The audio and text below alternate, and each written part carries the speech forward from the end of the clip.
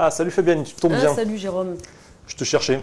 Ah, Figure-toi que j'ai des fiches d'émargement qui ont été remplies par Jack Sparrow. Tu vois qui c'est? oui, tout à fait. Il m'a rempli ça n'importe comment. Est-ce que tu pourrais me donner des consignes pour les aider, pour l'aider lui et les autres à remplir ça correctement? Ok, bah justement, j'étais en train de faire un petit diaporama sur les feuilles d'émargement, donc en ce qui concerne le financement de la région. Donc, D'accord. en fait, ça tombe bien. Il faut que tu leur expliques donc l'importance de ces feuilles d'émargement par rapport au financement de leur formation en totalité, ainsi que des stagiaires qui sont quand même rémunérés en plus du financement de leur région. D'accord. Et la chose super importante à savoir, c'est qu'il faut qu'ils nous rendent ces deux feuilles en Dans centre les et en temps. entreprise dans les temps. C'est-à-dire? Donc le 2 de chaque mois. D'accord, c'est Au noté. plus tard le 2 de chaque mois. Donc si tu veux, j'ai fait un petit diaporama donc, sur les feuilles d'émargement en centre et en entreprise, puisqu'il y en a deux. Deux différentes. Deux différentes, ok. Ils ne doivent pas se tromper. Sur la feuille en centre, ils doivent signer leur présence en demi-journée matin, après-midi, notifier le nombre d'heures effectuées, soit 7 heures journée, soit donc 3h30, 3h30, c'est plus simple, moite-moite. Et surtout en bas de la feuille, ils ne signent pas puisque c'est la responsable ou le responsable de la formation qui signe.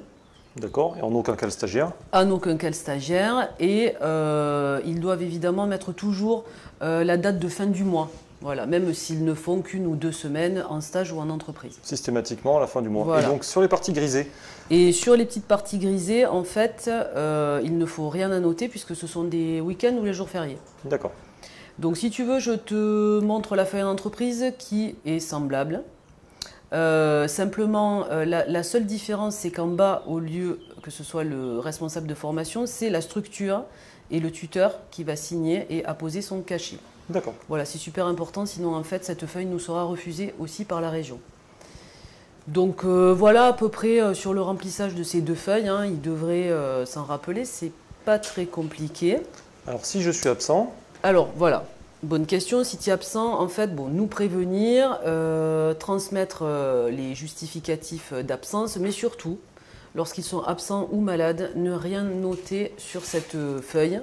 Donc surtout ne pas mettre absent, Ne pas mettre ou autre absent, chose ni sur malade, voilà. Donc là, tu soulèves quelque chose d'important, c'est-à-dire en fait qu'il ne faut rien ni barrer, ni raturer, ni de blanco, ni rien pour ces feuilles pour la région. D'accord.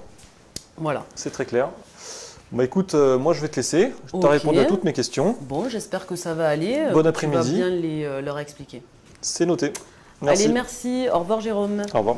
Donc, en fait, je vais vous faire un petit récap là, de ce qu'il faut retenir très rapidement. Donc, il faut rendre ces feuilles avant le 2 du mois suivant.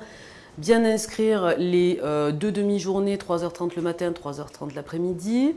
Ne faire aucune autre annotation que signature et heure.